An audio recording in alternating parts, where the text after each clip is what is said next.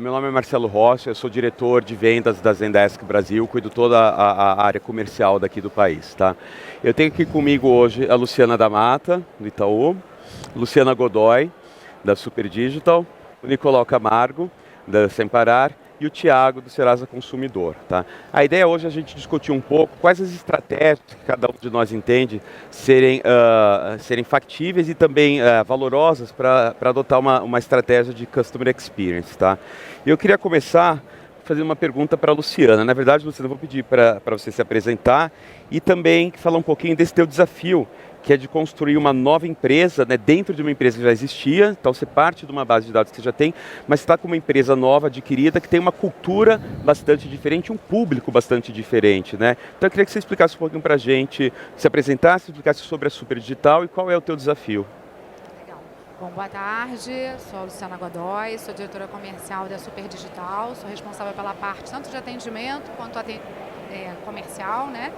E qual que é o desafio? A Super Digital é uma fintech do Grupo Santander, ela foi adquirida tem mais ou menos 4 anos, e o meu principal desafio, que eu estava conversando um pouco antes com o Marcelo, é a gente fazer a transformação cultural, de como de fato a gente colocar um cliente, que o cliente da Super Digital é um público de classe CD, né, C2D, que a gente fala, que é um público que a gente está trabalhando bancarização, um público que a gente está ensinando, né, como trabalhar banco principalmente, de trazer para esse mercado e como é que eu trago para dentro dessa companhia um olhar de fato de transformação de atendimento, de transformação de atendimento com o cliente, né, de como é que eu me comunico. Então, assim, o meu principal desafio hoje é trazer um atendimento digital, mas ao mesmo tempo humanizado para um cliente de público CD, que não está tão familiarizado a todo esse tema digital que a gente às vezes está, que para a gente pode ser tão familiar, né? Senha, aplicativos, token, é um público que não está isso no dia a dia. Como é que a gente traz isso e de uma forma mais simples, né? Uma comunicação mais fluida. Então, esse é o grande desafio. Tem uma curiosidade, você tem hoje um público diferente daquele público com o qual você trabalhava antes e acho que você tem um desafio grande de entender como se comunicar com esse público. Eles não são digitalizados, conforme o público da empresa mãe, vamos chamar assim, né, do Santander.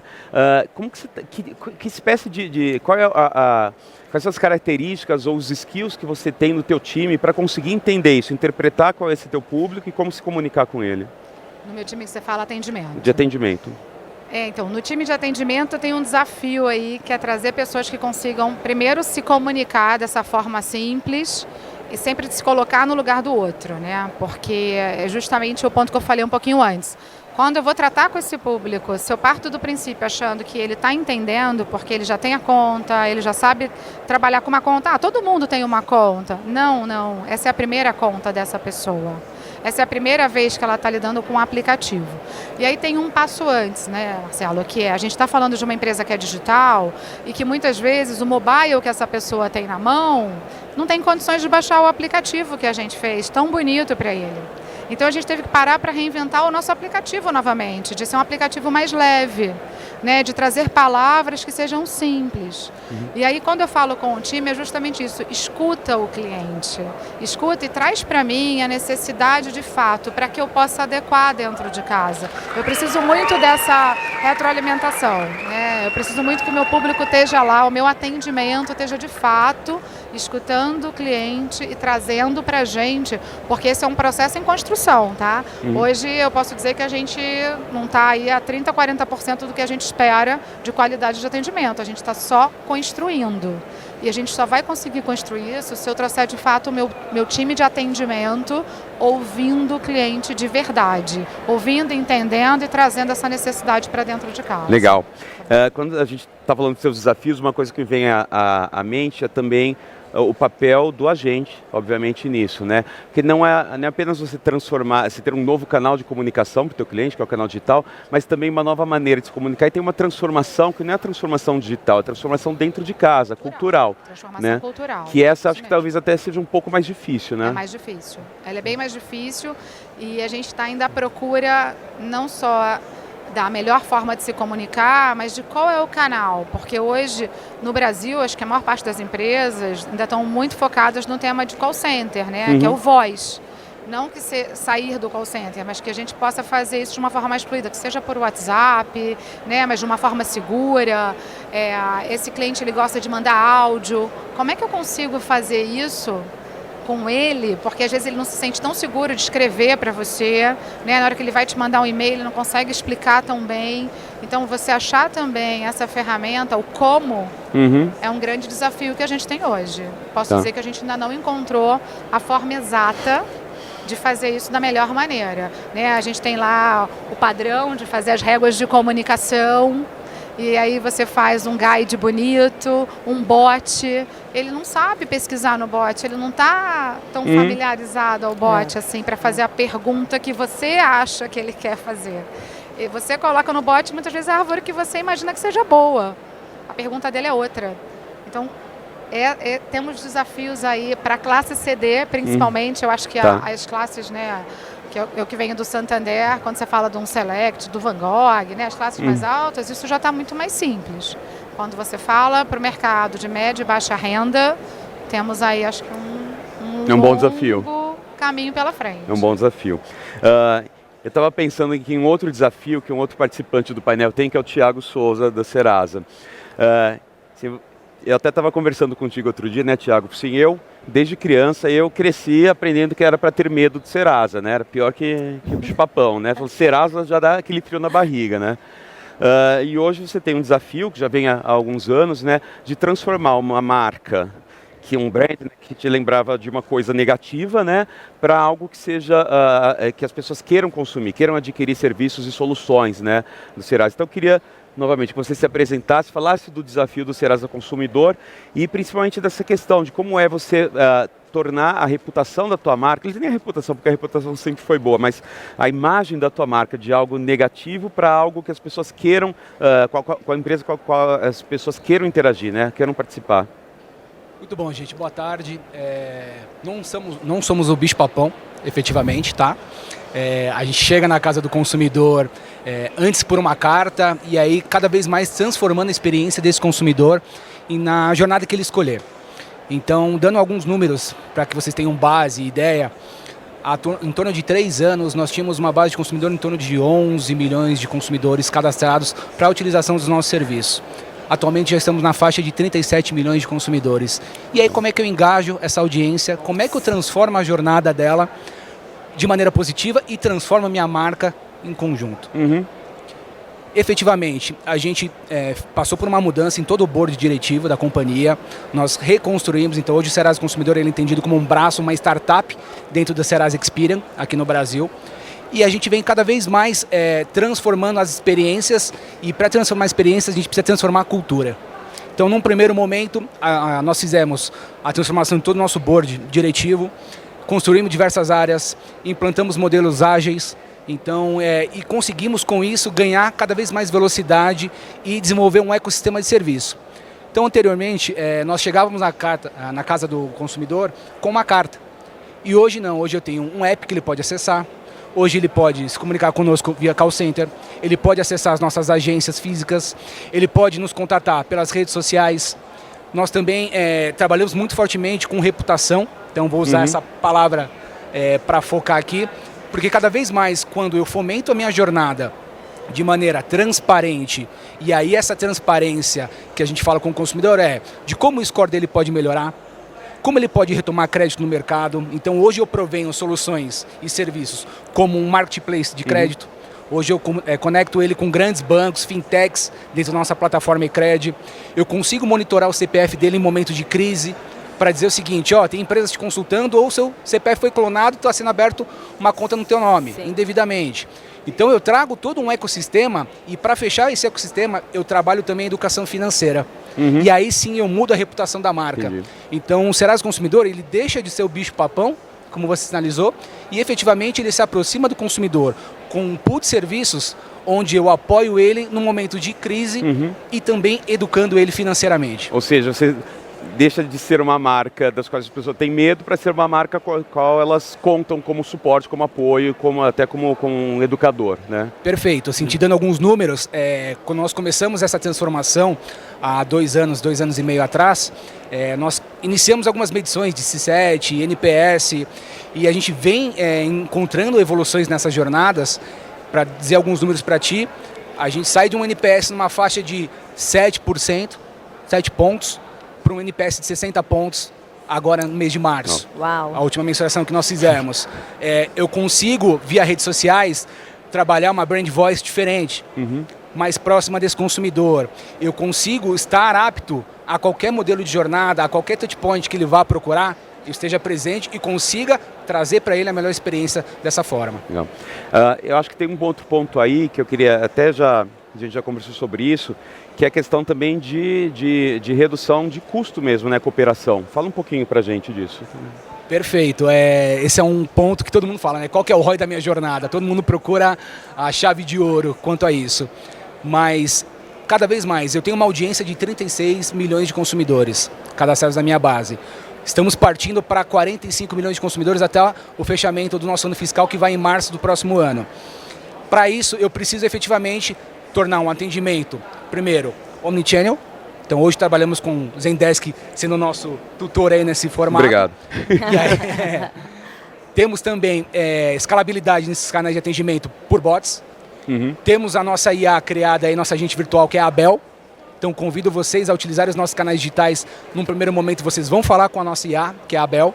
E cada vez mais, nós trabalhamos a acurácia dela. Para quê? Que eu consiga reduzir os custos de uma jornada com uma grande audiência que eu tenho e cada vez mais eu fomento a disponibilidade desse canal a qualquer instante. Muito interessante, teve um outro painel aqui que falou sobre números do que temos como medições para os canais e ver indicadores de 1h30, 15 minutos, 5 minutos falando de primeiro contato. A gente vem cada vez mais trabalhando para aperfeiçoar esses canais. Então eu gero escalabilidade, redução de custos, investimento em automações e eu consigo melhorar a experiência do meu consumidor de maneira sempre cíclica. Então eu tenho uma área de curadoria que faz essa melhoria contínua para os meus canais. Legal, perfeito. Você falou sobre transformação e uma coisa que eu concordo, que não é transformação digital, é uma transformação mais cultural até digital do que digital. E minha opinião pessoal, que isso é uma coisa que tem que vir de dentro para fora. A gente tem que começar por fora, né? A Luciana também falou isso, a Luciana Godoy falou isso, e por isso eu queria fazer uma pergunta para a Luciana da Mata. A Luciana e eu, a gente já fez alguns projetos juntos nos últimos anos, né, Lu? É verdade. E uma coisa que sempre, você sabe que eu já te falei isso, uma coisa que sempre me chamou muita atenção, que eu admirei sempre, é a maneira como você vê o agente de atendimento, agente de relacionamento, né? Então eu queria que você falasse um pouquinho para a gente sobre essa questão da humanização de dentro, do pessoal de dentro de casa. Como que é isso para ti? Muito bom. Primeiro, é uma experiência incrível estar aqui e sabendo que a gente está dividindo a atenção com outros painéis. Eu só queria ter uma ideia de quem está me ouvindo agora. Uau! Excelente, muito legal. mais gente também aqui lá de cá. Eu fico muito feliz. De novo, olá. Eu fico muito feliz porque eu devo ter alguns amigos que a gente depois, né, combina, não, brincadeira. Mas eu fico muito feliz de verdade de poder ter um espaço para falar sobre o agente. Eu trabalho há muitos anos com atendimento. Eu comecei a minha carreira como uma operadora e eu me orgulho muito da minha carreira e hoje consigo realmente falar com eles com muita empatia por ter participado, né, ter começado a minha carreira trabalhando como um deles. E a gente sabe o quanto nós, como gestores deles ou como contratantes de muitas empresas parceiras para que eles façam, né, a representação da sua marca ou do seu produto, o quanto também tem um desafio gigantesco de engajamento e de empatia. E aí, o que eu entendi em todo esse meu processo, em todas as empresas por qual eu passei, que hoje represento o Itaú Unibanco, e a gente sabe da relevância que tem em relação ao nosso negócio e o quanto eles precisam e fazem e transformam a jornada, o quanto a gente precisa dar atenção a eles. Mas o que eu vejo de mais relevante em tudo que nós já fizemos hoje é o quanto eles estão inseridos na construção de jornada. O quanto é importante, a gente fazia muito aquela questão de focus group, né? A gente ia para a sala, conversava com eles, vinha um monte de ideias, saía todo mundo, ou produteiro, ou alguém de processo, ou alguém de marketing, sempre tinha uma boa ideia. E a gente começou a fazer isso de uma maneira muito mais cadenciada e é onde você constrói a jornada com eles. Então, eles sabem que estão fazendo isso. Hoje, no Itaú, eu voltei ao Itaú faz pouco mais de 2 meses. E a gente já começou a colocar esses processos de transformação junto com os agentes. Mas, acima de tudo, eu entendo que existe 2 coisas. Assim. Primeiro é metodologia, como orientar essas pessoas, porque eles têm muitas ideias, mas não necessariamente eles sabem como fazer isso. Como a gente traz essa informação para dentro da empresa e eu entendo que o outro lado seja o próprio engajamento em relação à cultura. Né, o como você consegue transformar as pessoas através do propósito da marca, do propósito da tua empresa. O quanto você, trazendo isso mais perto dele, ele entendendo que ele faz parte do processo, o quanto ele ajuda, ele vira muito mais outros, não só clientes, mas como até colaboradores completamente ativos na tua marca. Isso tem muito a ver com aquilo que a gente estava conversando aqui antes de subir ao palco, né, que é sobre justamente esse momento que as empresas estão muito prestando, né, de crescimento exponencial, questão de contratação de pessoas, né? Quem é que eu vou trazer para dentro do meu time, né? Será que essa pessoa compartilha dos mesmos valores que a companhia, né? E qual o impacto que isso pode ter no negócio? Então eu queria também perguntar para ti, Lu, nessa parte de seleção de pessoal para atendimento, como que você elege as pessoas? Quais são as características que você procura e que estejam de acordo com o teu plano e com o teu propósito? Não existe uma receita, né? Eu acho que aqui quem trabalha com isso sabe que já tentaram de várias maneiras mudar e adaptar. Onde eu tive mais sucesso com a parte de contratação foi quando eu tive uma experiência de começar do zero, começar com uma página em branco de como seria uma central de relacionamento, um Customer Experience, um Customer Success, qual o nome que queira dizer, mas é um atendimento. E a gente olhou muito forte qual era o propósito da marca. E aí, dentro do propósito, obviamente que todo mundo desenha lá no marketing qual é a persona, como é que é o cliente, como é que a gente deveria falar e se relacionar com o cliente. A gente foi pegando pedaços desse processo e foi tentando trazer para o universo de uma persona que atende os clientes. Então, essa conexão ela é extremamente importante. Então, quem não tem uma marca com um propósito muito forte, ou valores, ou missão, comecem a fazer isso. Porque isso vai fazer toda a diferença no seu atendimento. Dali, você levar realmente para uma questão de, olha, então, o meu agente ele deve ter mais facilidade para falar com pessoas de uma idade, ou de uma idade não, de um grupo de classe social.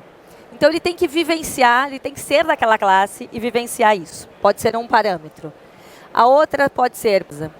Então, quando nós começamos a fazer isso em outros projetos, não só aqui no Itaú, é que a gente percebeu que o turnover era muito mais baixo, que o absenteísmo também. Nós tivemos caso, não hoje no banco, mas eu já tive um caso que eu gerei um caos dentro de uma empresa da Teleperformance, que as pessoas não queriam ir embora no dia da greve. Lembra da greve do caminhão, dos ônibus? Caminhão, foi de caminhão. Todo mundo que trabalha aqui com atendimento sofreu nesse dia. Aí a gente soube, né? A gente fica sabendo pelas redes sociais que vai acontecer, e eles também souberam dessa mesma notícia. Aí eles começaram, a gente não vai embora. Aí como assim não vai embora? Não, a gente vai ficar aqui hoje porque a gente não vai ter certeza se amanhã a gente vai conseguir voltar. Aí as pessoas da Teleperformance começaram a entrar em pânico, porque eles falaram, não vai dormir aqui, não tem como dormir. Eles falaram, não, faz o seguinte, vocês compram o colchonete e a gente... Eles começaram a entrar no plano de solução já, do que tinham que fazer. Os próprios agentes. O próprio agente. Que legal.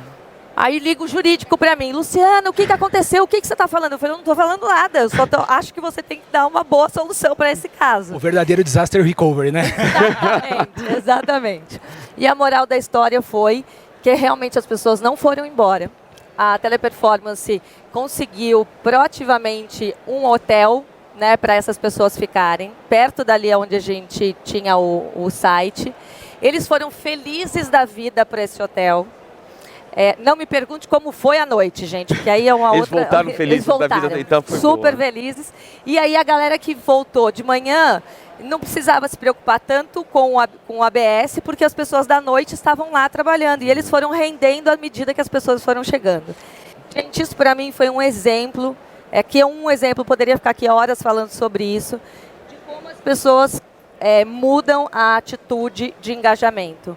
Como elas ajudam todos vocês a fazer o papel que é de uma grande responsabilidade que nós temos de representar os clientes.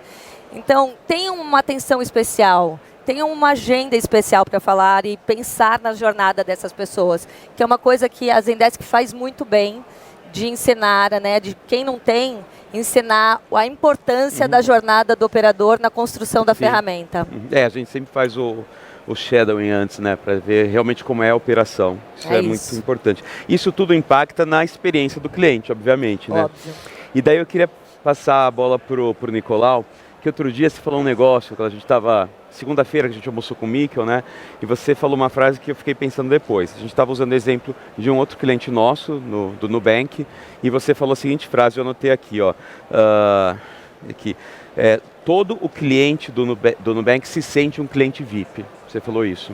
Né? Todos têm a experiência de ser um cliente VIP. Eu queria que você desenvolvesse isso. O que é para você, todo cliente, ter uma experiência de cliente VIP e como isso impacta no business? Legal, vamos lá. Muito boa tarde, gente. Vocês juram que estão me ouvindo aí? Boa. Bom, Marcelo, acho que a gente conseguir passar isso para o cliente, né, essa sensação, eu acho que o maior desafio de longe é uma questão cultural, sem sombra de dúvida, né? Assim, acho que a gente fala muito de transformação digital e tem um baita mito de que isso é muito sobre tecnologia, mas quando na real é como colocar o cliente no banco do motorista, né? Isso é super difícil, né? Então, eu penso que para a gente conseguir dar essa experiência VIP, a primeira coisa é como é que a gente faz na nossa empresa os líderes terem o cliente como ponto de partida. Então, é muito difícil, na prática ainda, a gente conseguir falar e praticar isso no dia a dia é um baita desafio, né? Muitas vezes a receita vai estar na frente, vão estar outros indicadores de negócio, então é muito difícil ser consistente, né? Mas quando a gente começa a ser consistente, o cliente vai perceber e essa experiência vem, né? E eu penso que isso passa por algumas fases, né? Assim, tem, acho que, alguns elementos chaves para que isso aconteça, que eu acho que, para mim, tem uma questão da gente realmente passa por a gente entender o que o cliente precisa. Muitas vezes a gente entrega algo, mas a gente não necessariamente a gente está resolvendo uma dor. Acho que tem um segundo ponto, que é a gente conseguir projetar as experiências que o cliente está vivendo com a gente. Então, a gente querer olhar a experiência do cliente de uma forma não departamental dentro das empresas, como é que a gente vê o que ele passa realmente é super difícil e como que a gente se torna muito responsivo a isso. Né? Então, o Mikkel falou um pouco disso na palestra dele hoje de manhã, então como é que a gente consegue não só olhar para essa experiência, mas como uma jornada que não termina nunca, da gente conseguir enxergar e ver como melhorar. Eu acho que tem um terceiro ponto que é como a gente realmente prepara o nosso atendimento. Acho que como a gente capacita, como a gente dá autonomia. E aí eu acho que tem o como de usar a tecnologia como meio para turbinar essa galera, porque muitas vezes tem muita gente muito afim de fazer, mas está pobre de tecnologia, ou está pobre de processos, pobre de autonomia, né? Então, acho que tem junto com tecnologia, tem todo um review de processos pelo prisma do cliente. Acho que ainda é muito comum a gente ter nos nossos legados processos muito feitos com um olhar de não dar errado, né? E não um olhar de dar certo para o cliente, né? Faz diferença.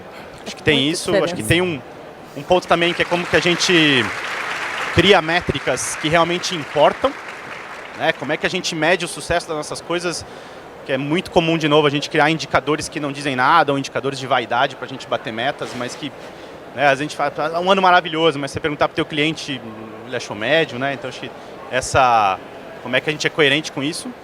E eu acho que o último ponto é, cara, se a gente está afim de coletar o feedback do cliente na real mesmo, né? Por mais duro que seja, né? Face the truth. Eu tô recente no Sem Parar, mas eu venho de uma experiência de mais de 10 anos em varejo e você tem que ter muita humildade, né? Para querer ouvir o feedback. Você está trabalhando duro, você fala, pô, né? Agora vai ficar bom. E você vai lá e recebe um baita feedback ruim, né? E você fala, pô, mas beleza, cara, vamos ver o que tem que melhorar. Né? Então acho que segue o jogo, Lu. Mas, cara, assim, ainda não é muita gente que gosta de lidar com isso, assim, né? De saber que, puta, é o feedback duro mesmo que é o que vai te fazer crescer e tal. Então, então acho que é um pouco desse contexto, Marcelo, no fim do dia dá essa magia, né? Desse atendimento VIP e tal. Então, eu acho que ainda botar tudo isso dentro de grandes companhias, acho que é um baita desafio. Você falou um negócio legal do feedback, que a gente às vezes tem medo de ouvir, né? A gente não pergunta porque tem medo da resposta que vai ouvir, né? Que às vezes não é aquilo que a gente realmente espera. Mas acho que tem um outro ponto também, que é o seguinte, além do feedback, o negócio tem que vir antes. Será que quando eu estou desenhando minhas jornadas, eu estou entendendo do cliente o que ele quer? Porque uma coisa é desenhar uma jornada com o que eu tenho em mente, que é o esperado, né, pelo cliente. Outra coisa é questionar, cliente, o que você espera de mim? Né, como você quer que seja a sua jornada? E acho que existem maneiras da gente fazer isso, e aí o feedback, consequentemente, vai ser melhor já de início, né? Como é que a gente faz ciclos rápidos, né? Porque também Exato. Que a gente fica muito na toca, né? Também não dá para planejar muito e não executar, né? Tem que ter o balanço aí. E eu queria te perguntar outra coisa, Nicolau. Você hoje está no Sem Parar, né? Sem Parar é uma coisa que eu sempre lembro, a primeira coisa que me lembra é pedágio. Né? Pedágio. E você tem um ponto de interação, né, com o teu cliente, que é aquele momento realmente que ele precisa de ti, que é o pedágio. Então, na véspera de carnaval, sexta-feira, véspera de carnaval, na Imigrantes. Se você puser lá um caminhão, 5 caminhões cheios de tag do Sem Parar para ver se você vai vender, porque a pessoa vê a fila do pedágio e fala, não, vou comprar isso agora, ativa e vai embora. Só que é só isso, você tem a subscrição, você tem os pacotes hoje em dia, né, outros tipos de serviço, mas é isso. E agora você está com novos produtos e soluções, né? Como que vocês estão fazendo essa transição de uma marca que era lembrada ali naquele ponto para ela ser lembrada sempre, recorrentemente? Legal, ótima pergunta, Marcelo. Assim, acho que, cara, a gente precisa gerar valor na vida das pessoas e isso vai vir, né? Acho que é pouco falar e muito fazer, né? Então, acho que o maior trabalho que a gente tem feito a gente alivia uma dor enorme nos pedágios, mas a gente pode aliviar uma dor enorme nos estacionamentos, em restaurantes, em um monte de pontos, né? Então, o nosso propósito é salvar o tempo das pessoas, né? Então, assim, acho que a gente tem uma área pujante na companhia ali de a gente ir resolvendo um monte de dor do cliente, mas acho que a gente tem muita humildade, a gente está olhando muito para toda a jornada do cliente dentro do Sem Parar e toda a experiência dele e revendo todos os touch points deles com a gente, né? E vendo como a gente vai, assim, solucionando passo a passo para a gente estar muito mais presente na vida dele. Então, assim, a gente, nos últimos 2 anos, né, a gente escalou muito a nossa rede que aceita o produto. Hoje a gente já tem mais de 2.000 lugares que aceita, fora os pedágios. Então, o ponto é, como é que eu facilito a vida desse cliente e como é que a gente cria uma jornada que ela é digital, conectando o offline e online, né? Eu acho que o mundo inteiro tem falado de um pouco dessa experiência do Omnichannel, que a gente, às vezes tem um cliente teu que quer ter uma experiência 100% digital, mas tem muitos negócios que se você tiver algo físico perto dele, principalmente no momento de dor, é fantástico, né? Então, uma das coisas que a gente tem feito para expandir é explorar muito isso, né? A gente tem mais de 600 pontos físicos e mais de 5.000 pontos conveniados, que a ideia é também unir muito a força do online com o offline, porque, aí você consegue, se você fizer né, conseguir conectar bem essa experiência, é difícil, né? A do online com a do offline, mas, e para ver a mesma experiência, né? Todos os canais. Uma verdade única, independente do canal. Aí a gente consegue ter um cliente, super satisfeito. Então, acho que esse é um pouco do que a gente tem feito, expandir muito as razões de uso para que ele, né, se sinta confortável e feliz de ter a gente cada vez mais salvando o tempo dele e conectando essas experiências do on e do offline. Legal. Falando disso de offline e online, antes do Sem Parar, você teve uma experiência em varejo numa empresa que sempre foi muito admirada por Customer Experience, mas ela tem um histórico que era físico, né? Loja mesmo. E eles fizeram, né, um tempo atrás, uma transição muito forte para o digital. Como que foi, nessa época, você prover a mesma experiência que era reconhecida como excelência, né, do cliente nesse meio físico para o digital, mantendo isso, não perdendo essa tua característica de ser uma referência em Customer Experience? Legal. Para mim, acho que tem alguns pontos chaves, né? Eu acho que a experiência do físico, ela é super válida para você criar um digital de muito valor, né? Então, traz muito insumo, né, Thiago? Assim, então, eu acho que para mim tem algumas coisas que assim, né, às vezes a gente vai construir uma experiência digital maravilhosa e super bem pensada, mas pô, a gente tem que estar pronto para na hora que esse cliente quiser algo que não é o digital e que é humano, como é que a gente cria algo sem atrito, super disponível. Então, puta, se eu tenho uma experiência digital 24 horas, eu preciso também poder dar um suporte para ele 24 horas. Sim. Então, acho que a gente conseguir construir algo coerente e consistente, eu acho que isso você cativa o teu cliente, né? Como é que você consegue ser muito responsivo para o cliente. Então, tipo, pô, se minha plataforma está 24 horas no ar, eu preciso dar suporte 24 horas para ele, né? Como é que eu vou dar toda a qualidade que eu tenho no meu contato humano, podendo pensar numa experiência muito fluida, né? E aí, para mim, vem coisas simples, mas que também é difícil de entregar, que é como que, mesmo no digital, você permite que o cliente autogerencie a vida dele dentro da companhia, né? Então, para mim, passa por isso e passa por a gente conseguir ser muito consistente, assim, né? Pô, não adianta eu ser uma Disneylândia quando eu estou vendendo e depois, sei lá, num pós-venda, aí eu sou cheio de restrições, etc. Então, quando eu penso em experiência de offline e de online, eu acho que isso são ciladas que a gente tem que sair delas. Excelente. Se você me permite, eu só queria complementar que eu acho muito importante para que a gente tenha essa consistência, que eu acho que a palavra é realmente que me encanta na hora de a gente falar sobre experiência. O atendimento cada vez mais tem que estar incorporado no dia a dia da empresa como um todo, e não mais só uma área à parte do que é ali onde faz o pós-venda ou a venda. A integração, né, do atendimento com tudo é que faz que essa consistência realmente aconteça na vida real. E vice-versa, né, Lu? Não é só o atendimento, entender a empresa inteira, mas toda a empresa, que é meu maior desafio na Super Eu Brinco, o cara de TI, ele tem que entender o que eu estou falando, né? A pessoa que está lá em compras, ela tem que entender. Então, como é que eu faço toda a companhia entender o nosso propósito? Porque, às vezes, o meu sentimento, quando eu cheguei, era muito assim, o cliente é só do atendimento. O cliente não, meu querido. O cliente tem que é da estar no empresa centro, inteira. né? O cliente está no centro. Então, assim, como é que eu faço para que todo mundo da empresa esteja pronto para atender, pronto para solucionar, né? Que a gente brinca lá, o NPS, então nós estamos prontos para solucionar, né? Todo mundo aqui está preparado para atender o cliente, todo mundo está preparado para ler. Quando eu comecei a distribuir o NPS para a diretoria de tecnologia, falando mal do aplicativo, cara, só faltou fazer um voodoo meu lá. Exatamente. Quem nunca passou por isso, tá né? aqui, todas as reclamações, tudo que vem no NPS, dos detratores, toma, esse é seu, esse aqui, querido, você de fraude que bloqueou essas contas, é seu. Ninguém gostou, falou, essa louca chegou e tá me dando esse monte de graça. Mas é isso, é compartilhar na alegria e na tristeza, né? E aí só assim a gente vai conseguir mudar, transformar de fato a cultura da empresa para o cliente no centro do negócio. Mas é difícil. É muito difícil. Mas é um bom desafio. É verdade. Um bom desafio, porque o resultado é gratificante. Sem E o dúvida. ponto que ela colocou de Tem que ser compartilhamento, de responsabilidade com o consumidor na ponta, seu cliente na ponta, ele é fundamental. Então, vou dar um exemplo como que a gente age isso dentro de Serasa Consumidor. Algumas vezes por ano, nós fazemos a semana do atendimento, nossa Week Care, e eu trago todo o board diretivo, então, desde o meu vice-presidente até meu estagiário, faz atendimento em todos os nossos canais. Sentem a dor ali, né? Sentem a dor efetivamente. Muito então bom. eu trago as squads de tecnologia, eu trago o time de BizDev, trago o nosso time de atendimento, e cada vez mais a gente monta essa cultura da dor da Dona Maria, né? Nós chamamos o nosso consumidor dentro de casa de Dona Maria. Então a Dona Maria efetivamente tem voz. E a partir desse movimento a gente começa a construir uma companhia com uma cultura focada no cliente. e eu consigo efetivamente melhorar cada vez mais meus produtos, meus serviços. Ótimo. E como os executivos ficam nervosos na hora que vão atender cliente, né?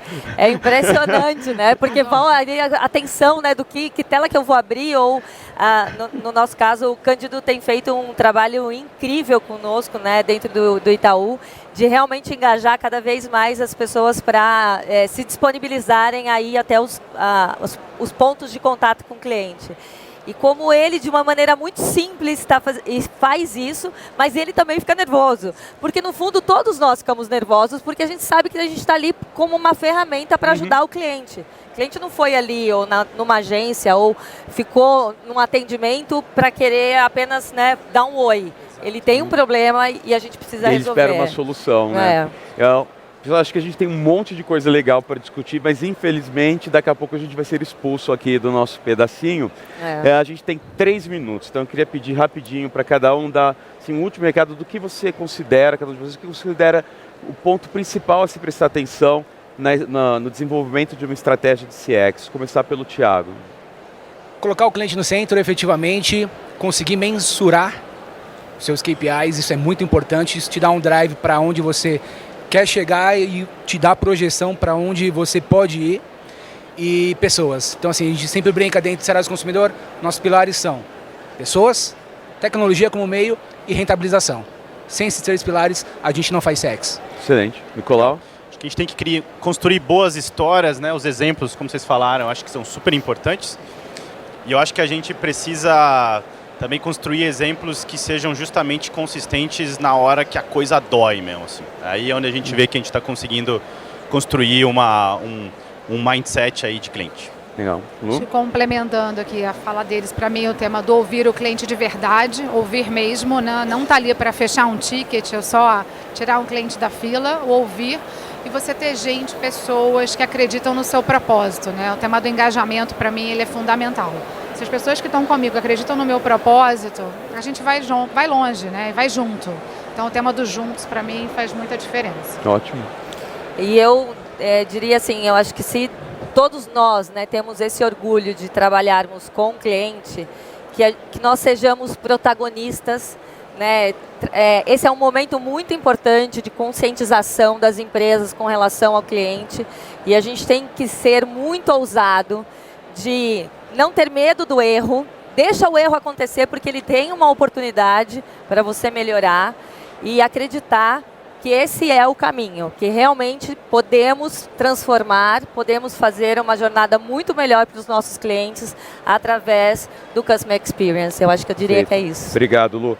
Eu acho que um ponto que apareceu aqui em todos foi essa questão de propósito, valores, cuidado com as pessoas. Isso é super importante e acreditem, não foi combinado, porque acho que ninguém aqui se conhecia, né? Não. Não, né? Nenhum se conheceram agora, faz 5 minutos antes da gente subir no palco. Eu quero também pedir uma coisa para vocês, aliás, sugerir, a gente tem um espaço aqui para o Speed Monitoring, né?